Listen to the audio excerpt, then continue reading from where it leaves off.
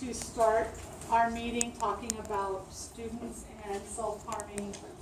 And she's, correct me if I'm wrong, she's doing part of this for her civic grant presentation. So we're also going to be a test run for her. So please make sure we're on our best behavior for her so we can give her good feedback and ask good questions of her. You're going to do a great job. And then when she's done, Ms. Phillips has some other things to add to the presentation on the topic, not necessarily Amanda's presentation. And then I have a couple more things, actually one other thing I'm just going to say now. Please remember, anything said in here today needs to be confidential, and I would like no student names used because we have visitors in the room, okay? And we have to keep all this confidential. All right, thank you. Good afternoon. My name is Amanda Volf, and I'm an 8th grade student here at our school campus. For those of you who don't know, I'm continuing the civics project I did last year on self-harm and suicide awareness in schools. This is a topic that I am very passionate about, especially after having various personal experiences with it. As many of you already know, this is a very common issue on our campus, and it's something that we can and need to fix. Today, I would like to address self-harm and suicide, starting with self-harm. Self-harm is a coping mechanism. It's not usually meant for suicide, but rather to harm the surface of the skin in an attempt to gain a feeling or to cover up feelings. Since it's used as a coping mechanism, it is a distraction, in most cases, in order to avoid other feelings or situations, even for a short amount of time. Around 70% of teens, ages 11 to 16, have self-harmed or are self-harming, and some continue to do so until their late 20s. There are many different ways that students can self-harm, including, yet not limited to, pinching or scratching, impact with objects or themselves, cutting, ripping at your skin, carving, interfering with the healing process, burning, starving or vomiting, breaking bones on purpose, or overdose with the intent of harm rather than death. Typically, students will do from around 2 to 4 of these, if not more. As you are probably aware, the most common methods of self-harm are cutting, starving or vomiting, and interfering with healing. All of these different methods are destructive, although students can, with some help, overcome this and find new, positive ways of coping.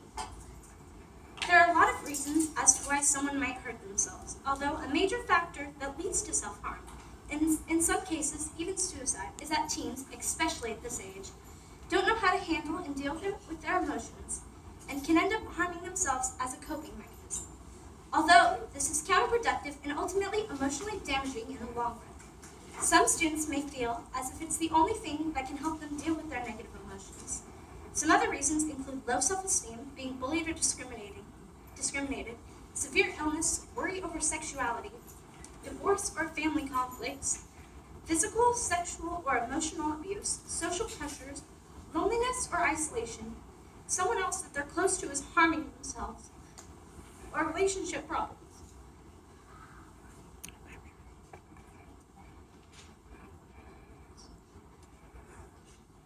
Usually there's a combination of these things affecting students and can push them to a breaking point in which they feel that the only thing that can help them is to harm themselves.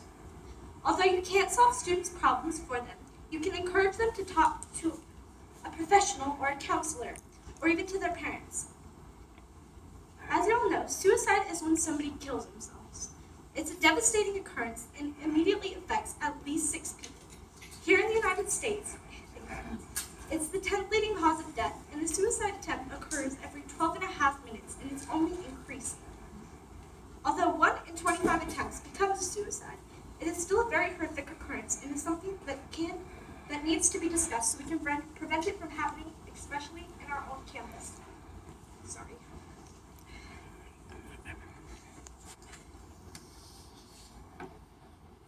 There are many ways in which someone can commit suicide, some more lethal than others. Some of these include shooting yourself, jumping from high distances, hanging, purposely overdosing, drowning, and cutting yourself.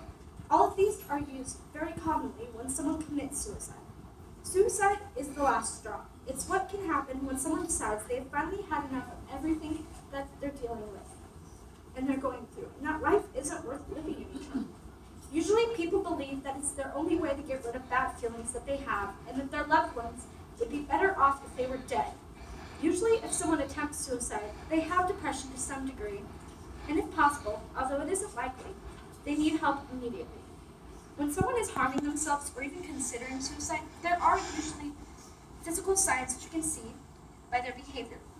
Some ways a student might be acting if they are self-harming is that they might seem a lot quieter or less energetic. They also might seem more tired, and their grades might be dropping. They might be late to their classes and seem to be more covered up and anxious.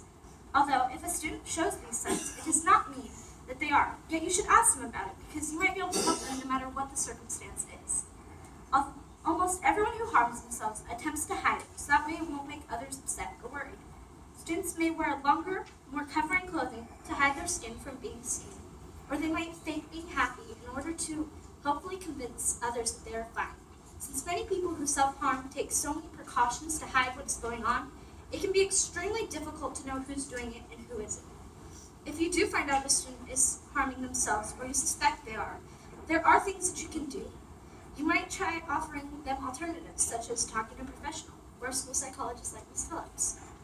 Exercising might help, or writing their feelings down in a journal. You could also offer them other outlets, such as writing, drawing, singing, or even playing an instrument.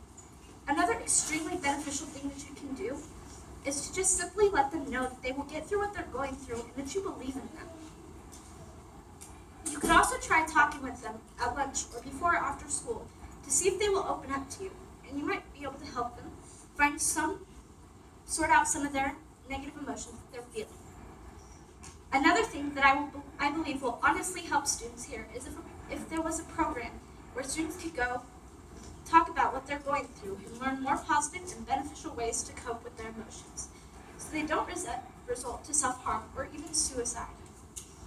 As I had stated before, a main factor that leads to students harming themselves is that it's a coping mechanism, and if they had a program that could help them find other coping mechanisms and to let them get out their bad feelings before they become destructive, it can only be positive here at our school site. And as from a survey done last year, I was able to find out that 27 out of 32 students would participate in the program, and 32 out of 32 students thought it'd be a good program for our school. As a student who has gone through and overcome self-harm, I think it would be a beneficial program and that it would help a lot of students. I also think that as a team, staff and students, we can create a more positive school environment and ultimately a place where most people want to come and feel excited to come. I honestly think that we can get help for all of the students all of our students who are going through this, and that we can make a huge impact here at our school, especially when it comes to self-harm and suicide occurrences. Thank you for your time, and have a fantastic